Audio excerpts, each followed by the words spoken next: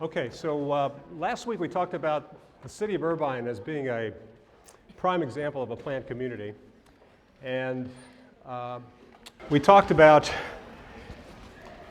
the big orange splot. Remember that story that I read to you about the big orange splot? So I brought along some slides today and to show you what that looks like in Irvine, actually. And today we're going to be talking about nature, the effects of nature on people. And there's a lot of really interesting research about that topic. So as soon as we get the slides pulled up, we'll go. There you go. All right. So go to the next slide, Mark. This is the Kron Castle House. And if you go to Deerfield on Yale and you make a right down that street, and then you make a left a few blocks down, you'll come to this castle house. And it's pretty atypical for the designs that the Irvine planners put up here in Irvine. And as I mentioned last time, it caused quite a stir. There have been various lawsuits about that house because it was so different. So what article does that bring up to you that we talked about last week? Remember an article that talked about some of those issues that play out in planned communities? Oh, we talked about individuality versus communality or conformity. We talked about orderliness versus disorderliness. We said that places like Irvine and Laguna Beach are quite different on those continua, with Irvine pretty high on orderliness and sort of community conformity. And so this example here really stands out as somebody sort of going against the grain, trying to be a little different by adding on these towers and this stone kind of facade to their house, making it look kind of like a castle, just like Mr. Plumbean did in the big orange splot. Now, when we talk about nature, you have to talk about Central Park in New York. What a huge investment was made by that city to create this wonderful green space in the middle of the city there. And today in Orange County, we have a similar effort to create the Orange County Great Park. And this is a plan for the Great Park, which is built actually around the runways of the old El Toro Marine Base, the air base there. And you can see some of the different regions that they're going to have canyons built there. They're going to have a cultural center and terrace. It's really going to be an amazing project and quite a bit larger actually than Central Park in New York. So why did the Irvine Company and the city of Irvine go to such lengths to preserve all that open space? And that's a pretty interesting question because you could use that space for a new international airport. You could use it to create factories or light industrial. So why put it all into a park? And I think, for many years, people assume that nature is nice. If you can be near nature, it's a good thing. But if you're somebody managing a company and you have to make a decision about whether to bring landscaping into your company for your workers, you might think twice about that. How's that going to affect my bottom line? It's a nice thing to have. It's an amenity. But does it really affect the corporate bottom line? And I think what we're going to see from the research today is there's a lot of striking evidence that people hadn't thought about before this field of environmental psychology that shows that proximity to nature has very direct, tangible effects on outcomes like health, on outcomes like crime, psychological states, psychological distress. So we'll go through some of that research. It's a quite interesting topic. Now, before we do that, I want to play another video that was created by the Irvine Company. And I played one of those last week, but the reason I want to play the one today is because it has a lot of comments by Ray Watson. We've talked about Ray Watson being the first president of the Irvine Company. And he came down from Berkeley after getting his degree in urban planning, had read Kevin Lynch, wanted to make this an imageable city. And I want you to hear from Ray Watson because, certainly the Irvine Company wanted to be profitable, and their commercial properties, their residential properties have been extremely successful. But they also showed a kind of vision to preserve open space. And this planned community has some of the largest tracts of open space that are preserved for perpetuity of any planned communities around. So I just want you to hear from Ray Watson. It's a pretty interesting set of comments.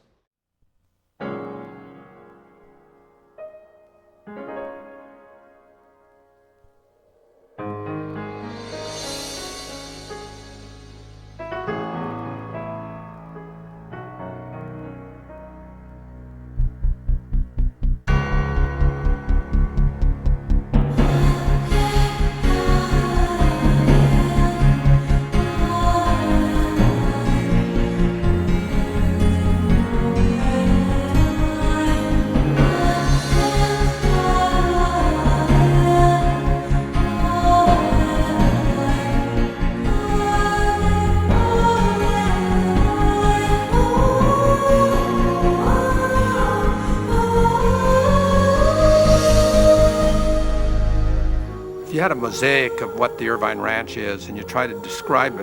One way I describe that is a necklace, and a necklace that has all different kinds of beads. But each bead would be a village. It might be a business area. It might be a commercial area, tying together the different communities.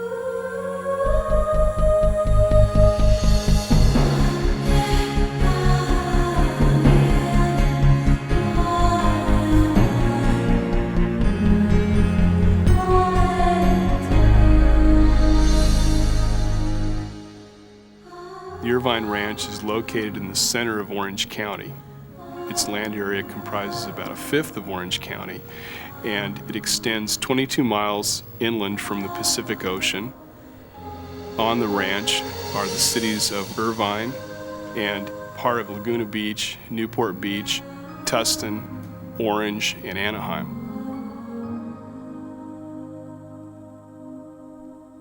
The Irvine Company is a company that has been in existence for well over 100 years. I'd describe the Irvine Company, first of all, as the owner of probably one of the most fabulous pieces of property in Southern California, maybe in the country. But what it became is the master planner and then the master builder of the communities that you now see on the Irvine Ranch.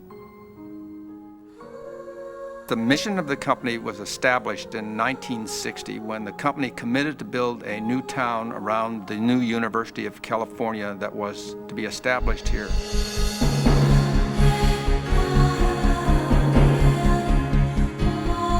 We worked hard to try to tie all of those various elements from open space to recreational areas to educational facilities to the residential areas together in such a way that those who live or work there feel like it's all theirs. It's all part of the communities they live and work in and play in and have fun in and enjoy life. You have the Pacific Ocean, you've got the coastal foothills, you've got the Central Valley, and one of the most magnificent things is that almost no matter where you are, you're aware of canyons and wild landscape. Just some of the most beautiful land that you could find in Southern California.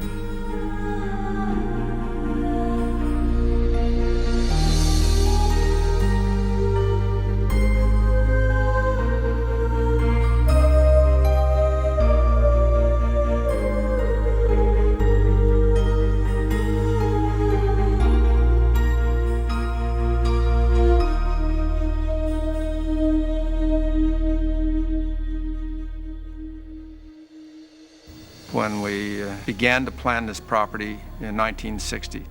The residential villages were to be diversified. We wanted to have a variety of housing types. That's part of the strings of that necklace that integrates all of it together.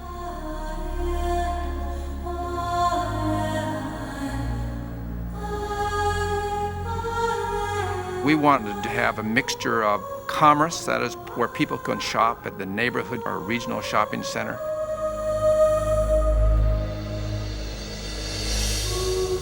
Entertainment centers, which we now have in the Irvine Spectrum.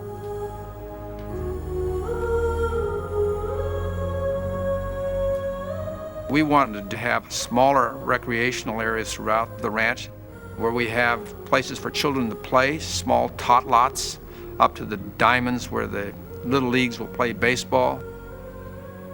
The amazing part of the Irvine Ranch is the fact that it has natural habitats. It has canyons, it has groves, it has places where the birds live and nest, where the coyotes dwell.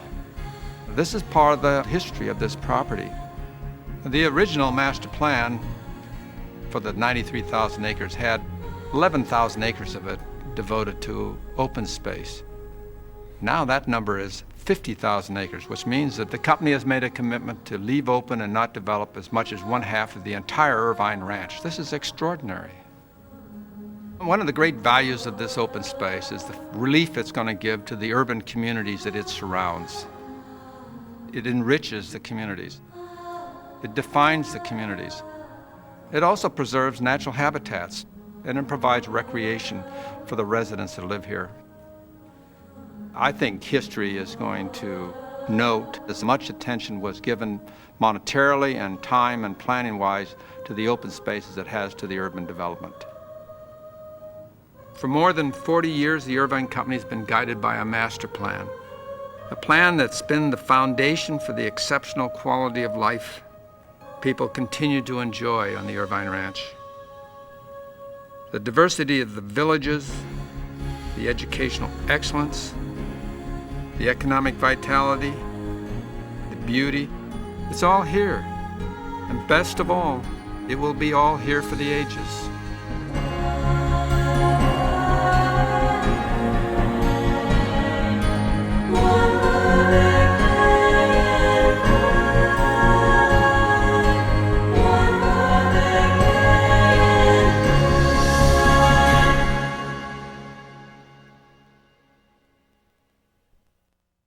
So that's a pretty good promotional video, but I think, there are some important kernels to it in terms of the emphasis that was given in this region as it developed to the preservation of nature and open space for the people living here.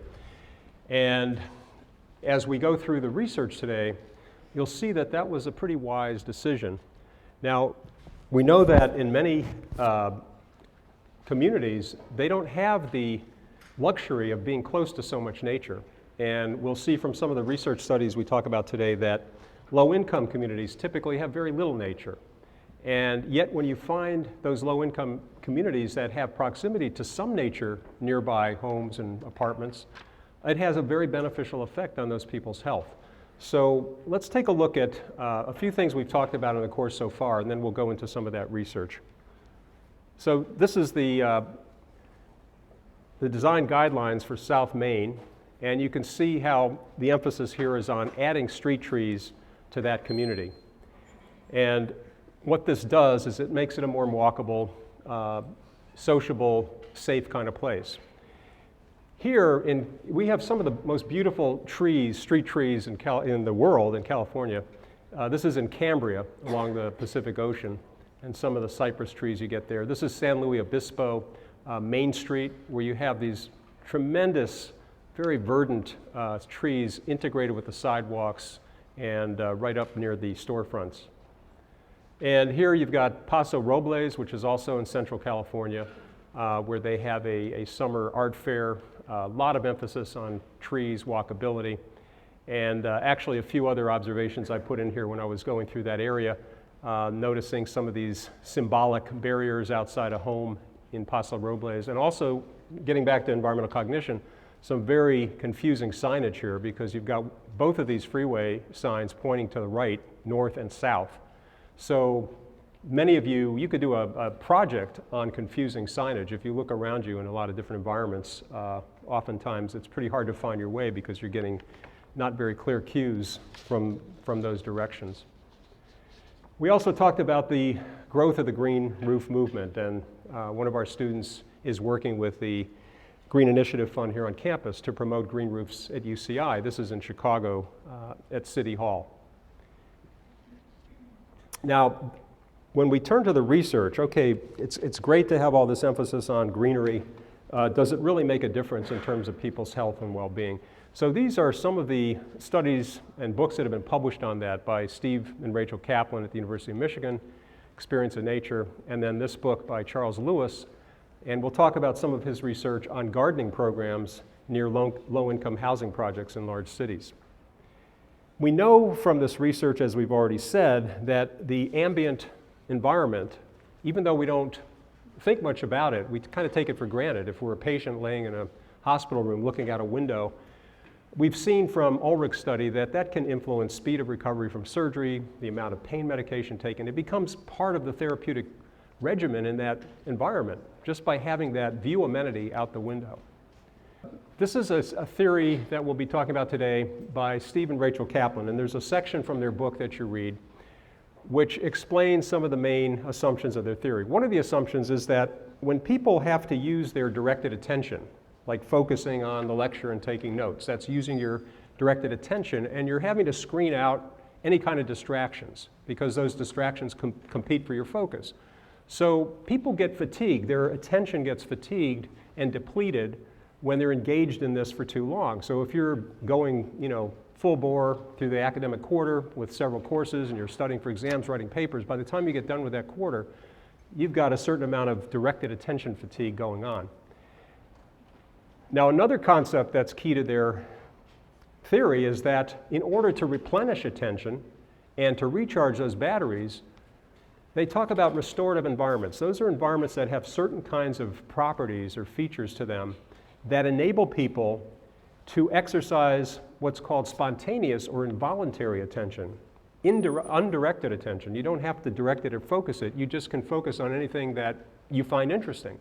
And when you engage in that kind of spontaneous attention, it replenishes your capacity for directed attention. So those two types of attention work hand in hand, and this is a distinction that was developed back in the 1800s by William James, one of a famous psychologists from that time.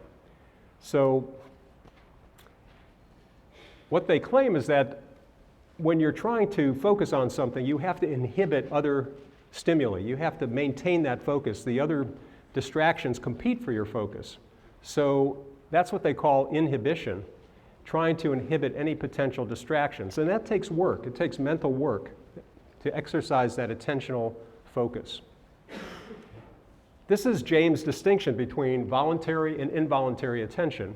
And Kaplan's call voluntary attention directed attention. They've sort of renamed it, where you're really focusing and directing it toward a particular focus. But it requires effort. You have to screen out distractions to stay on task, to stay focused.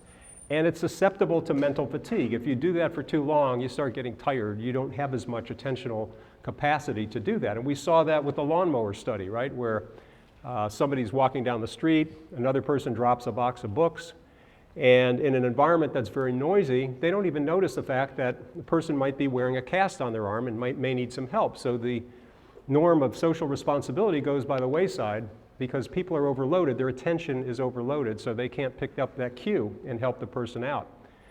Involuntary attention requires no effort. It's captured spontaneously. So if you go into an extremely beautiful canyon, or you're looking at a beautiful painting in a museum, or you look at a flock of geese flying through the air, this captures your attention, or you hear a loud sound, or the earth starts to shake. You don't have to think about that, you just focus on it spontaneously. So no effort is required, and typically that restores, when you engage in that type of attention spontaneously, it restores your ability to focus and engage in voluntary attention. So as I said earlier, they work hand in hand, and they're kind of a dynamic there, and when you use too much of the voluntary, you need to exercise some of the involuntary. We already have seen that when you have directed attention fatigue from too much overload and too much focus for too long, a lot of problems can occur, and we've seen this in medical errors. This book here, To Err is Human, is all about hospital errors, amputating the wrong limb, for example, giving somebody the wrong medication. Air traffic controllers run into this problem because they're so focused, they're trying to direct their attention to saving people's lives by managing all those flights, and sometimes they just get fatigued doing that. They get more irritable, aggressive, they lose sensitivity to social cues. So these are some of the costs of too much directed attention, and when you get fatigued from that. Now, one thing to notice is that there's a difference between mental fatigue or attentional fatigue and stress. Stress is defined as a situation where you're appraising it as potentially threatening and negative. Mental fatigue can occur from stress, but it can also occur from working on projects that you really love. So somebody is immersed in a paper because they're really interested in the topic or in creating a novel, and they stay up, don't get enough sleep, they get mentally fatigued, but it's something they really love doing. So it's a little different than stress. Mental fatigue is not exactly or totally overlapping with stress. So that's an important point to know. Now, what are these features of restorative environments that the Kaplans talk about? Well, one of the key features is that they enable people to engage in spontaneous attention. They enable people to be fascinated, okay? And they also provide the experience of getting away, so taking a vacation. But sometimes people can get away through meditation. They can get away by taking a break from their work, going outside, taking a walk in a nature park. Another aspect is what they call connectedness and extent. You're able to connect your current, present, immediate environment to something broader than you. So you're on a mountaintop, thinking about sort of the state of the world or nature and the meaning of life, and you're able to kind of connect your immediate situation to something much broader. You feel connected to the universe or to broader natural processes that are ongoing around you. So restorative environments often engage that kind of feeling of being connected to something larger than yourself. It's not just your immediate local situation, but you're part of something bigger. They typically afford compatibility, where you feel that you belong there or you're doing something you like. Some people can go into a museum and look at an art exhibit and they're kind of bored, they don't really want to be there. Somebody else can go and get restored because they're really reveling in the beauty of that artistic product that they're looking at. So for some, it's a very compatible situation. For others, it's not. And compatibility is something that enhances restoration. People can go into a museum and come out with very different experiences depending on whether they feel that fit, that congruence or not. Compatibility does not mean controlling the situation. In fact, in a lot of situations, you feel overwhelmed by the enormity of the universe or the world. You don't feel you're in control of it, but you feel somehow at peace with it or connected to it. So compatibility is not necessarily control over the environment. And finally, there's a balance between mystery and serenity. So restorative environments aren't so mysterious that they get scary. You can be in a wilderness environment where you don't know whether a wild animal is going to jump out at you at any moment. And some of the trails around Southern California, you may have mountain lions. You see signs to be careful about mountain lions, and there have been attacks in some of those parks. So too much mystery can be a little bit overwhelming and stressful. So you want environments that aren't too predictable and too uniform. And some would say, well, Irvine, they did such a great job planning this place, and there's so much beautiful nature, but it's too predictable. There's not enough sort of chaos. There's not enough diversity of activities and types of people. They have perhaps diverse neighborhoods and villages, but where's the diversity that you might see in some other areas? And actually, Irvine has quite a high degree of ethnic diversity, although in terms of income diversity, it's not so dissimilar. Mostly it's upper middle class or middle class, but the ethnic diversity is certainly quite high in Irvine. Anyway, these are some of the key features that the Kaplans talk about when they present their theory of restorative environments. And many of you can think about environments that you frequent or you have at your disposal at home or maybe near campus that you go to in order to get that sense of restoration, to get away from all that mental fatigue of too much directed attention. So what are some of these features? Getting away. So this is Harbor Boulevard in Anaheim. And when you talk about getting away from something, somebody goes into a nature experience who lives in a large city. Perhaps they live in Costa Mesa near Harbor Boulevard or in Anaheim. That's what they're getting away from. They're getting away from all those wires and all that traffic and all that sort of visual clutter.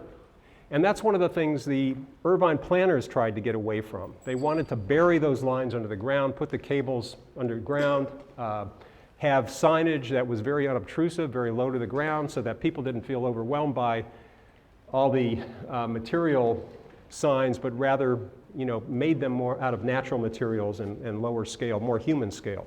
So this is getting away from some aspect of life that's ordinarily present, and maybe you don't like so much of it, so you want to retreat from that and see something else. We can talk about natural restorative environments, and certainly our national parks, many would say, are extremely restorative. You go there, you don't typically hang out in the national park, and you see some wondrous sights there and wildlife. And so it's getting away, it's spontaneous attention, looking at a sunrise or sunset in that environment. But it's also the case that urban environments can be restorative. And in the next slide, we have an example of that William White talked about in his film, The Social Life of Urban Spaces, where this pocket park called Paley Park is a kind of restorative urban environment. People go into that setting because of the water sounds and because of the trees and because of the informal social atmosphere there to get away from the din of the city. Even though right down on the sidewalk you've got many, many people walking by and you've got the cars and the taxis and everything else. But in that little pocket park, you can get some restoration during your day. And we've talked about the value of parks. Orange County Great Park, Central Park, Paley Park in New York. And I want to show you an effort here by a group called Rebar to create sort of impromptu parks in large cities like New York, San Francisco, by occupying and taking over parking spaces. So it's kind of an interesting approach.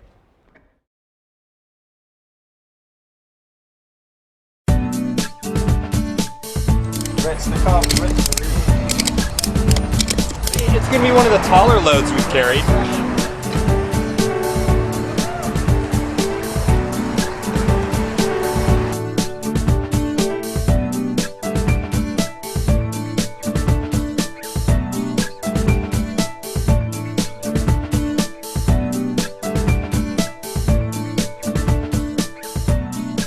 One of the main areas of interest for Rebar is exploring these niches in regulatory frameworks or social codes that govern the way people behave.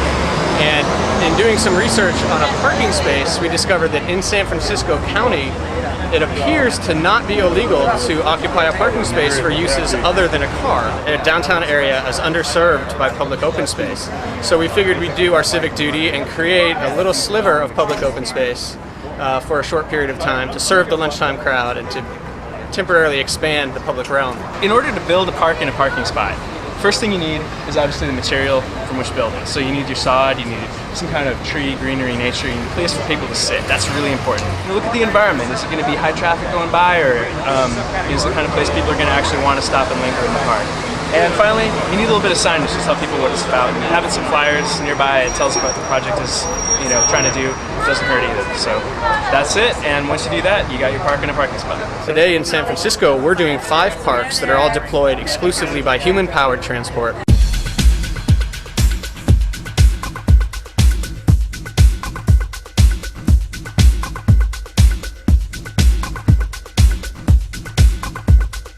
Great day for parking day.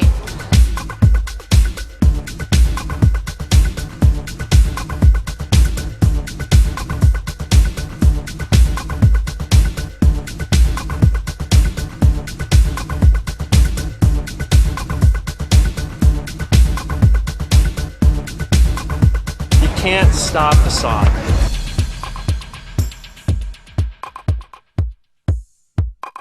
You know what? I kind of like thought I was in the Twilight Zone. I come outside and there's a park right here. You know what I mean? That's what I mean by that. It's like, where am I at? I like the idea of bringing parks into the city and bringing awareness of open space into the city. I love it. Yeah? I love it. An oasis right in the middle of the city. What'd you think of it when you saw this green It blew my mind. And this is real grass too, man. This ain't none of that, what do you call it, AstroTurf. This is real grass, man. I like that as activism, it's very playful and it inspires and sort of delights, as opposed to, like, you don't have to scream your message. You can kind of just be playful about it. There are also about a dozen or 14 or so other groups that are doing this in solidarity with us. So there's parks all over San Francisco right now that have been built by independent groups, each with their own agendas, each with their own kind of reasons for doing it. And I think that one of the powerful things about this installation is that it speaks to many different people on many different levels. And so people that are interested in public open space or urban planning or alternative transportation or a number of different causes can all find support for their cause in this kind of installation. Our focus is to depave areas of San Francisco that don't need to be paved and plant gardens, specifically to beautify, which is the neighborhood treasure component, and also to help manage stormwater. The mayor has given up his parking spot for the day. We've taken it over to do a temporary park installation. So what we're doing is asking people to give a shovel full of dirt to help plant the dahlia that is in each of these wheelbarrows. The dahlia is the city flower for San Francisco. We have installed a temporary park here in Rossmere Karimi's parking spot, and we're just trying to draw attention to open space issues within the city and show how much of an impact green space can have in an urban environment. Metro Park is a collaboration between Isabel and Charlie, and it's about petroleum and the fact that so much is taken as natural in the environment, and we're making a parody about it. behind us, people have to pay to sit down and eat, whereas here you can eat for free. So we have a request to feed the meter to pay our rent, since we're renting the space for the afternoon. Well, this is the hanging gardens / backdoor patio of San Francisco. And we have these nice hanging plants and lattice. It's just like sitting in your own backyard out on the street. Some people came by, had lunch, sitting down at the table. It's been a good day. Beautiful. We love it. We love the idea. Fabulous. We want to do this. We want to have lunch in a parking space that we want to transform now. We want to do it too. And take the space back from the cars. I think it's great to take over such a little public piece of space. We are here promoting public space as well as bike lanes. We are taking out a short-term lease on public space and turning it into something prettier. Over 70% of public land in downtown San Francisco is used for automobile parking, and we decided, since today is International Car-Free Day, that we would put it to better use and make a park. Since we're interested in connecting people with their food in a more intimate way, we're requiring them to experiment, because we don't see, in the safe way, we don't see lemons like this. And they're amazingly fragrant, but these are the ones that grow when we let them grow naturally. It's delicious. Very fresh, tasty. I can't get enough of this. I could sit here all day. It feels awesome. It's clean. It's great.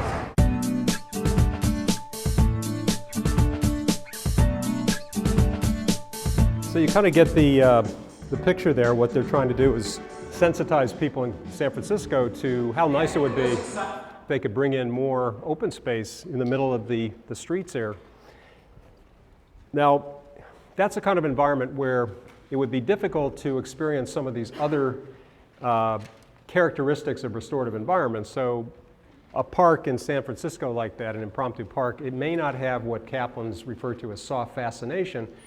That tends to be a less sort of chaotic, dramatic environment where you're able to kind of reflect quietly on events that aren't too extreme or too acute or anything like that. So they call that soft fascination. Clouds, sunsets, scenery, motion of leaves and breeze, patterns that hold your attention, but in some undramatic fashion. Some fascination is so powerful that one cannot at the same time think of anything else. Soft fascination, by contrast, permits a more reflective mode. So if you're in the middle of an earthquake, you might be fascinated by that, scared, but fascinated. But that's not what they're talking about here. They're talking about a more reflective, contemplative kind of fascination. Yeah. So Lisa's saying maybe all that grass isn't so sustainable in a sense because you've got to water it, you've got to a lot of people mow it. So that's a very interesting point. There may be these trade-offs between having the greenery, but is there too much of a good thing where you've got to put so much resource into keeping it going? And so a lot of people have gone to sort of desert yards now where there's not as much maintenance because of that issue. But typically when people have a choice, and we'll see it in some of these other slides, they tend to like being around greenery. But you're right, to keep that up, especially in a dry climate, it takes a lot of work, it takes a lot of energy. So, good point. Now, in the next slide, they define what is meant by compatibility. Remember, we talked about compatibility not being control over the environment necessarily. So rather than leading to control, wilderness experience leads to a sense of awe and wonder, or relatedness. Not only are such feelings conducive to a sense of control, they put the whole issue in a new perspective, like your role in the world. You start to kind of reflect on that, think about that, these larger issues. It's no longer important to remain in control at all, or at all times. So environments could be sufficiently under control, but not under our own personal control. There's a difference there. Extent. And this photo here is my younger son, Andy, when he was in Sri Lanka last summer, and he climbed up this mountainous area called Sirajira in Sri Lanka. And I think it's probably a good example of kind of what they mean by an environment that affords extent. It's something so vast surrounding you that it kind of prompts you to think about what's your place in this broader universe, These kind of scenes here, people camping out near the mountains, they see a rainbow. So to achieve the feeling of extent, it's necessary to have interrelatedness of the immediately perceived elements so that they constitute a portion of a larger whole. Thus, there must be sufficient connectedness to make it possible to build a mental map and sufficient scope to make building the map worthwhile. So you're trying to get a schema or a map of how things more broadly than your immediate environment sort of fit together, their meaning, their coherence. And we talked about sense of coherence when we talked about personality. Antonovsky's work, why was it that some people who went through very traumatic events in concentration camps were able to get past that and cope with it and go on to very productive lives? Because they saw somehow they were able to create meaning and coherence across the different phases of their life. Now, this is a very interesting study. The paper was not assigned for you to read, so I just want to describe what they did. It's done by Nancy Wells and Gary Evans, two folks that were previously in social ecology at Irvine. Gary was a professor here for a number of years, and Nancy was a postdoc here. And what they did is they were very interested in understanding how nearby nature around homes might affect children's psychological distress. So they came up with a naturalness scale, a way of rating the degree of nature in terms of the views from the living room and kitchen. What's outside when you look out a window? Are you seeing nature? Are you seeing concrete, a wall, a side of another house? Are you seeing grass? How many live plants are in the living room? So they coded these different environments, these family homes, in terms of 3 being the most nature present, 2, 1, or 0 being the least category.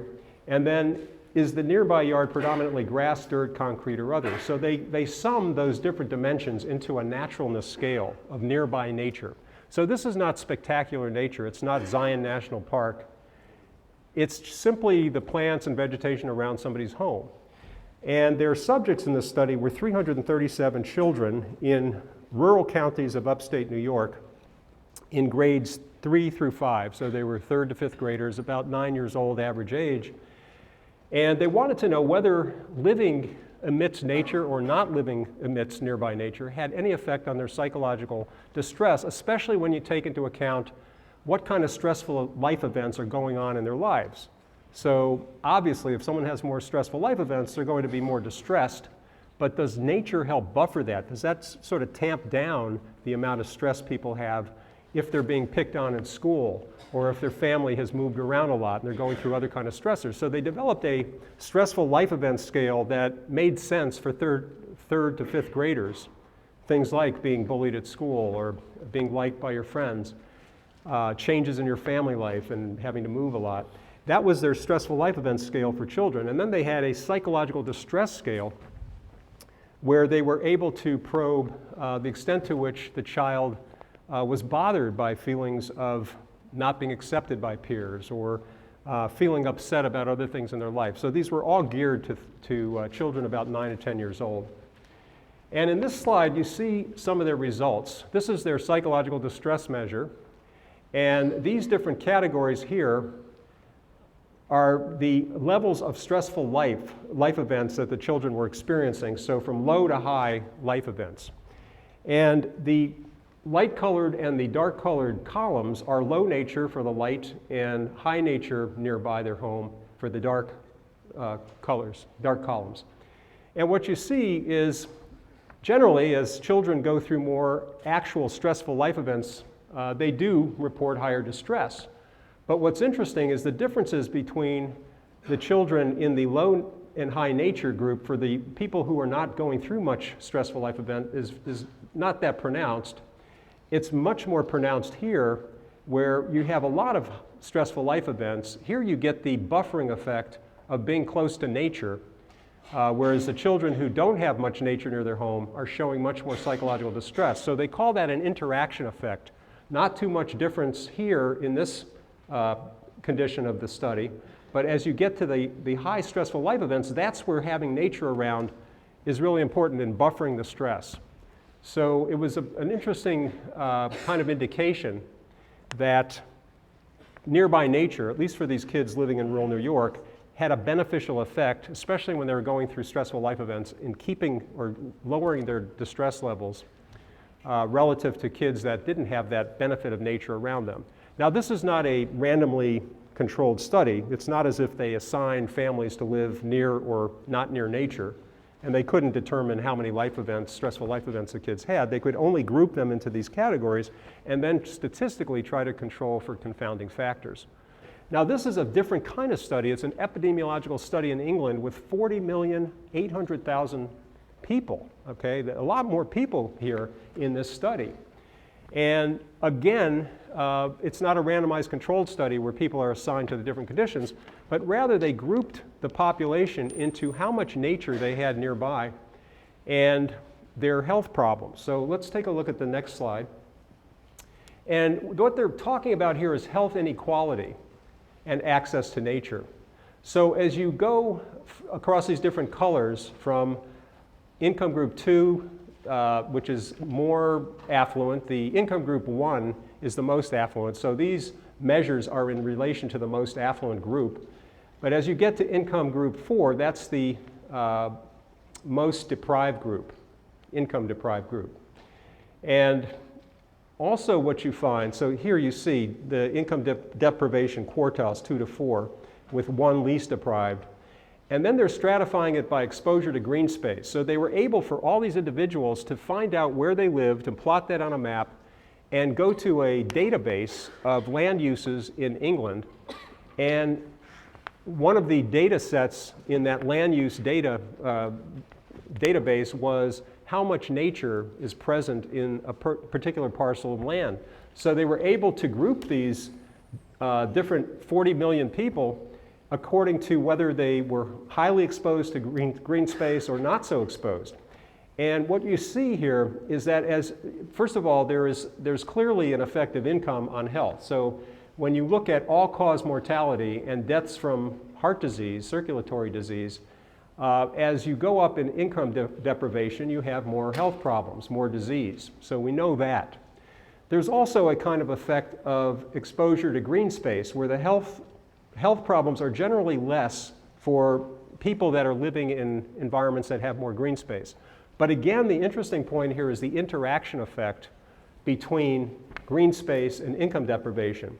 And what you see here in the most exposed to greenery group is that there's less of a slope or difference between the income deprived and least income deprived to the most income deprived. But whereas over here, where you have least exposure to green space, you see these much greater differences. They call this an incidence rate ratio, which is basically the ratio of affluent people getting sick to poor people getting sick. It's actually opposite of that, but it's a ratio of the two groups, the highly affluent, less affluent being sick or not. And so that ratio gets more pronounced when you have less exposure to green space. As you go out to the green space, these effects, these incidence rate ratios become smaller. So you can see that here, the differences are much smaller where you have the groups exposed to the most nearby nature. So those are some pretty interesting findings. Again, it's not a randomized controlled study, but it is a very large study with great number of subjects controlled statistically for a lot of potential confounding factors. So is everybody clear, or any questions about the results from that study, what they were finding there? Yes. Jerry's asking, what's going on here? Why is this a little bit higher? And I'm not sure why that is, actually. But the important point is as you look at all 5 groups, from least exposure to greenery to most nearby nature, you're seeing this generally declining curve. So there's a little jump here, you're right. And I don't know why that is. But what is important is if you look across the 5 nature groups, you see this general decline in differences. The inequality comes out where you have huge differences between the affluent and the non-affluent. And those differences or inequalities are less when people are exposed to nature. So nature is buffering the health inequality effects on both all-cause mortality, that means all diseases lumped together, and then heart disease. Now, they reasoned that heart disease would be particularly susceptible because nature provides certain advantages that might reduce heart disease. So 1, nature might allow you to be more active in your neighborhood. 2, nature might improve your mood and reduce stress. So we know stress is related to cardiovascular disease. When they looked at that effect on lung cancer, highly related to smoking, and they looked at it for self-intentional injury, like people committing suicide, the effects, this interaction effect wasn't present, but it was present for all-cause mortality and circulatory disease. Yeah. Yes. Well, when you look at the differences between this least exposed to nature to the most exposed, or the least to the next least, I'm not sure why there's that jump there that Jerry asked about. But the important point is that there is this decline over the 5 groups where you're seeing the buffering effect of nature on the health problems. One of the things we know is that when you look at the most affluent group, and that would be group number 1 and then 2, they generally have a lot more nature in their backyards than people in the highly deprived group. So what they had to do in this study is they had to find enough people in the low income group that were living both near nature and not near nature, and they were able to do that. But clearly there's a correlation between having a lot of income and having more nature. So we saw that in the film by the Irvine Company. You know, they put a huge investment in this planned community into nature, and we all benefit from that in a number of ways. Some would say, well, there's not enough other good things. You know, we're trading off diverse activities and recreation and nightlife. But nonetheless, they put a lot of investment into nature. You don't get that kind of investment in most low-income communities. Now we're going to look at another study where that's particularly the case. So from the Mitchell and Popham study that you read for today, a couple of their conclusions are that populations exposed to the greenest environments also have the lowest levels of health inequality or health disparities related to income deprivation. And that physical environmental amenities such as nearby nature, and it doesn't have to be a national park, you know, dramatic nature, it can be very undramatic vegetation or landscaping near your apartment or home, that can help reduce socioeconomic health inequalities. Now, before there were these kinds of studies, we didn't know that. We took for granted that nature's a nice thing, but we didn't know if it affected tangible outcomes like health. So these are pretty striking findings. Even though they're not randomized controlled studies, they are very suggestive, and when you put them together and look at the patterns across these studies, the Wells and Evans, Mitchell and Popham, and others that have been done, you start to see a very powerful effect of nature on people's well-being. Now, in this slide is another set of studies done by Frances Kuo, she was a PhD student of Stephen and Rachel Kaplan at the University of Michigan. She's now at the University of Illinois, and she has a laboratory to study the effects of nature on people. And some of her research looked at this housing project in Chicago. So we talked about Cabrini Green in Chicago, which was torn down. Robert Taylor Housing is another infamous housing project, low-income project in Chicago that has been plagued by a lot of problems in terms of gang violence, in terms of racial tensions. But what you see is that when she measured the amount of nature that people had near their project buildings, and she was able to find enough variation around those low-income buildings of apartments that faced trees or some vegetation, those that didn't. And when she interviewed those families, she found a lot more negative mood, more family violence and aggressiveness among the families that had no view of nature, no proximity to nature near their apartment, compared to those that did have some. And granted, it might have been feeble amounts of nature, but it was still something.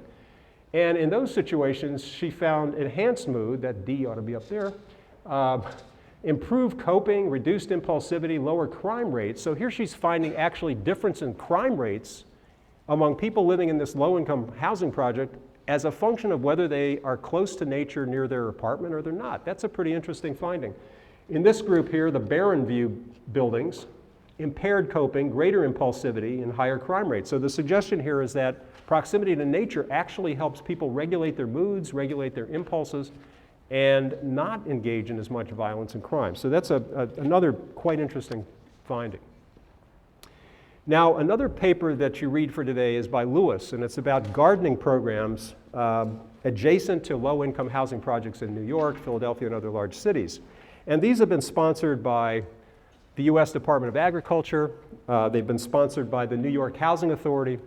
So those are two examples here where they set up gardening contests. They give residents seeds, rakes, what they need to start planting a garden. Just like in San Francisco, people brought that in. So they the Housing Authority or the Department of Agriculture is providing this to set up a gardening contest. And the logic model or the rationale behind this program is that by establishing this contest and providing people the wherewithal to start a garden in a low-income housing area, this enhances their interpersonal relationships, but also enriches their relationship with plants. They call it the people-plant relationship. So they're saying that that's an intervening psychological and behavioral process here, getting to know your neighbors better, communing with the plants, feeling like you're taking care of something and nourishing it. And those psychological processes then lead to these outcomes: aesthetic and nutritional benefits of the flowers and the vegetables they grow, mental and physical health benefits, improved self-esteem, physical activity, self-efficacy, more mental clarity, social benefits, increased neighboring, civic pride, and reduced crime rate. They even engage gang members in taking care of the garden, so they pull them into it. And it's really quite a positive program, and it creates what's called social capital, features of social organizations such as networks, norms, and social trust that facilitate coordination and cooperation for mutual benefit. And next Tuesday, we're going to talk more about social change, social interventions in the environment. We've been talking a lot about physical interventions like planting gardens, but how do you implement changes in the social environment? Because we know the physical and the social are very closely related, so we should pay attention to social change processes as well. So we talk about that next Tuesday. Now at this point, before we go to that, let's play we want to go back to the Badass Gardener. Remember we played that last week, and he talked about how he started his sort of impromptu little plot of garden in Brooklyn. And so this is the follow-up, part 2, so we want to see what happened to him over that year. Is there such a thing as a badass vegetable garden? Or when you sneak onto private property at midnight to avoid police and illegally plant tomatoes, potatoes, and zucchini on an abandoned trash heap like a group of vigilantes? I'd say this is as badass as a vegetable garden can get. It started out as a pretty pitiful garden. By the end of June, everything began to flower, and I found that I had helpers near and wide dumping water on a regular basis. Marjorie, she's this old school New Yorker who saw my original video about the garden, so she bought me cucumbers and zucchini. Peter, this old man from across the street, he found me weeding late one Friday night, and he broke into this series of dirty jokes. I was trying to change the subject, and I mentioned that my tomatoes were getting too big to support their own weight. And a few days later, I found 7 tomato stands waiting for me in my garden. I started to get my first crop of cherry tomatoes. The zucchini and squash scaled the fence and bloomed flowers and covered the rusty barbed wire. I treated my plants like they were my children. It was an analogy that always felt weird when I cooked and ate them. One day I'm sitting at my stoop about a block away from the garden, and I see this guy hop the fence and grab one of my lemon squash. I ran over and I confronted him. This is how episodes of Law & Order start out. Was I gonna get myself shot over some underdeveloped lemon squash? Turns out he was embarrassed and incredibly apologetic. He thought it was a weed vegetable, didn't notice the rest of the garden. It wasn't a very believable story, but he was genuinely a nice guy. And he had a garden of his own, and he offered to trade me 2 of his squash for 1 of mine. I accepted gladly. I originally planned to give half of the yield to either the owner of this spot or someone who really needed it. And considering the amount of junk food wrappers that I cleaned out of this garden, I'd say that my neighborhood could really use some more vegetables. So I started offering the people who passed by to grab a tomato when they saw one. I was kind of amazed at how many people didn't even know what a tomato plant looked like, let alone the experience of picking it off the plant and eating it fresh. I mentioned to Marjorie that I'd like to give something to the owner if I could find them. You know who else is that church on the corner? Oh, really? That or Armenian Catholic Church. I knew what I had to do now. My girlfriend, a trained chef, made some of the best homemade salsa you've ever tasted, using ingredients from the garden. You know, after planting a badass garden, the last place I thought I'd end up is Catholic Mass. But there I was, listening to religious chanting, with only my camera and a jar of homemade salsa. My name is Todd. Actually, I have a gift for you. I grew a garden in front of the parking lot this spring. Oh, you're the garden? Yes. This is your handiwork? Yes. The fruit of your labor? I ended up eating lunch with them, and they were very kind people. They told me that they noticed the garden, and that they nearly tore it down, but it ended up inspiring them to fix it up for next year. This summer, my garden survived an earthquake, a hurricane, and the wrath of God.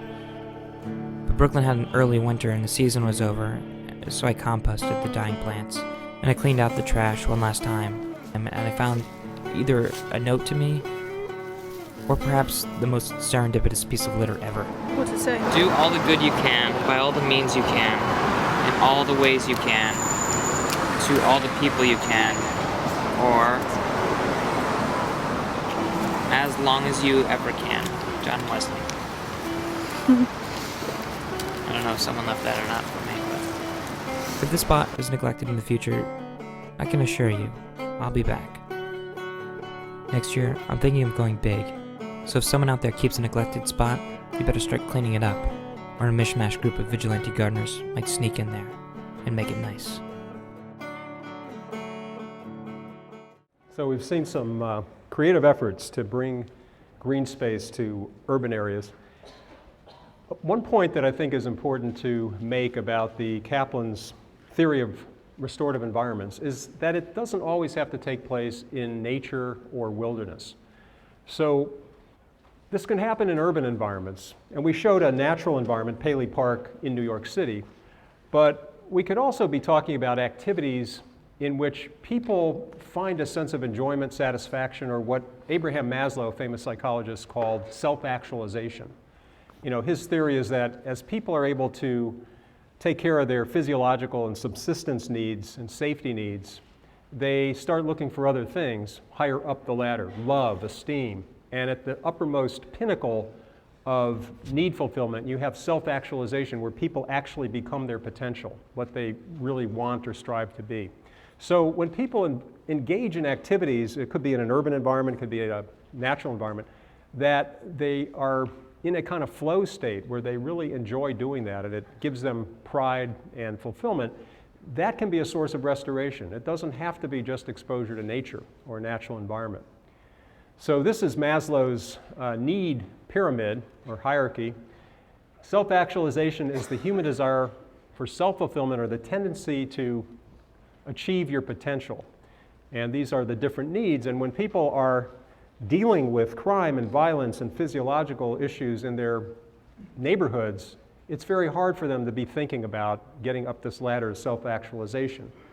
But even in those situations, people are able to identify something, often an activity, a kind of pursuit in life that they really are committed to and they love, and that can be a source of self-actualization. So you can have a lot of struggling artists who are not very wealthy. Maybe they're living in poverty, but they're doing what they love, and so they're somewhat actualized. So there are different restoration pathways. Okay, one pathway is social interaction and support.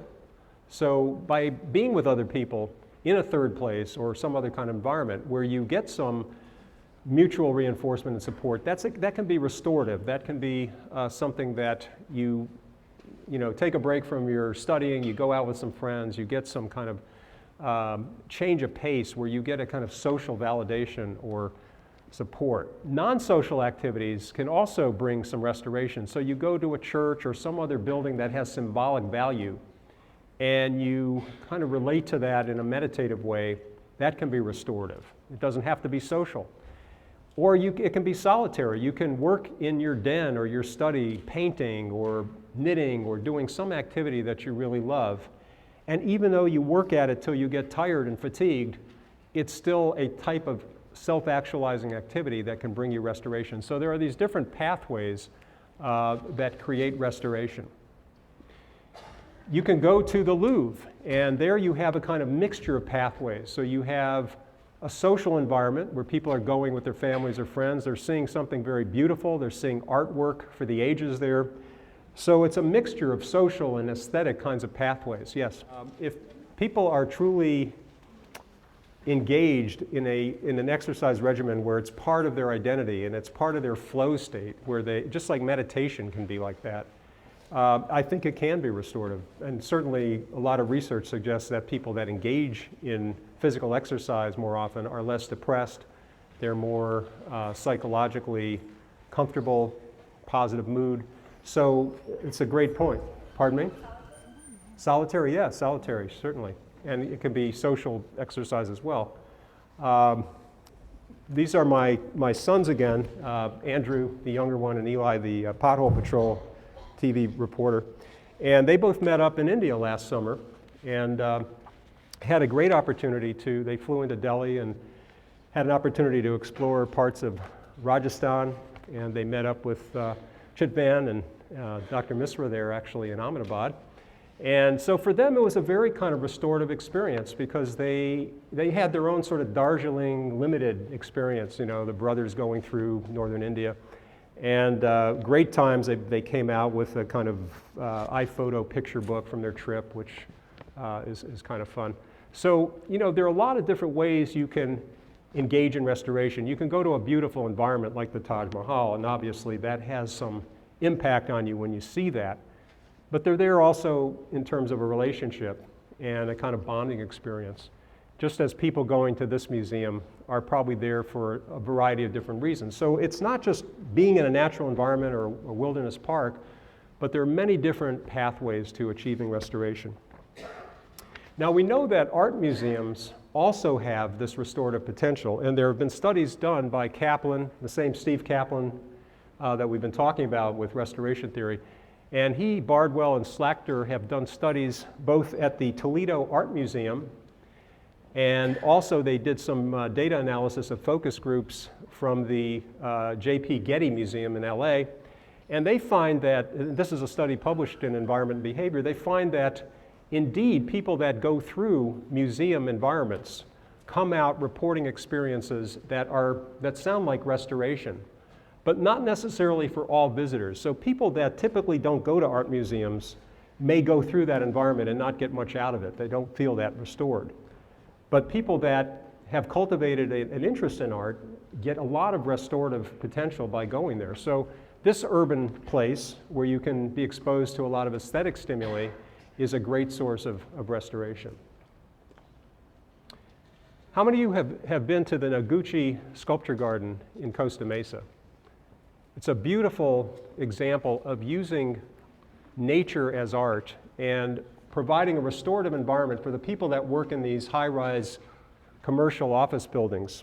And this is near South Coast Plaza, where you can go into this environment, and Noguchi tried to approximate different regions of California. So you've got the deserts, you've got the forest areas of Northern California, and it's quite an enjoyable environment. If you go to that website, you can see more of it.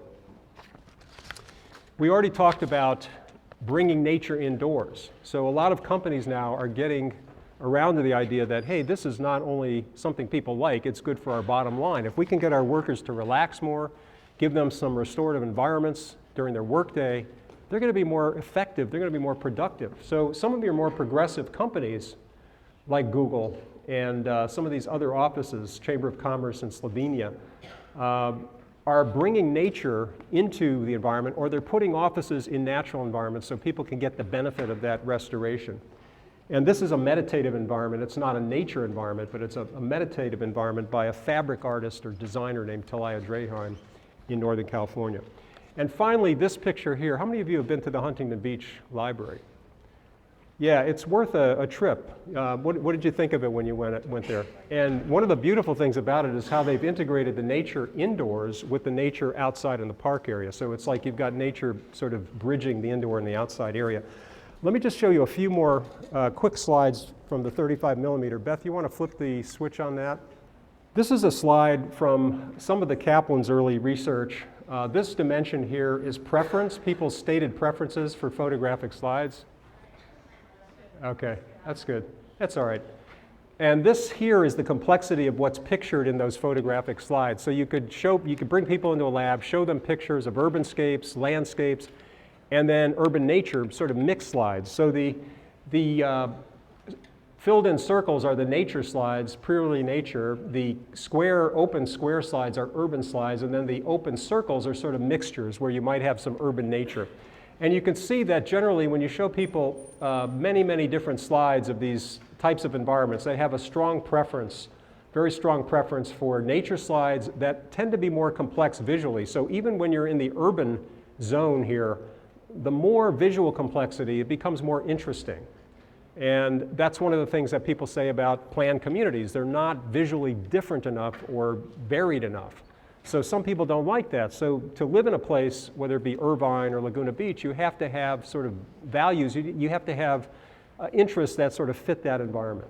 Now, given that preference for nature, this is a nice area of Carmel Beach.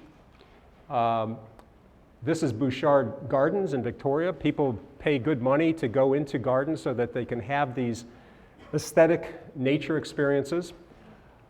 This is one of Chris Alexander's patterns, number 60, called accessible green. And he knew intuitively that the more you could bring nature into an office or a work environment or home or give people views of it, the better their experience of that environment would be, the more effective of an environment it would be. This is a building in Ottawa, Canada, in the middle of winter. And I was on a conference trip here, and I went into this building, and it looked like a little forest, a rainforest in there, where they had brought in all these plants in the lobby. So it was almost like you were in a different type of region or climate. So they put a lot of investment into bringing nature inside. This is a product called Topsiders, where you can put these planter boxes on the top of office cubicle dividers so that people at least have some contact with plants there, even if they might be in an enclosed indoor area. So here you don't have much window space going on, but you've got at least the plants. So that's a product that's being used.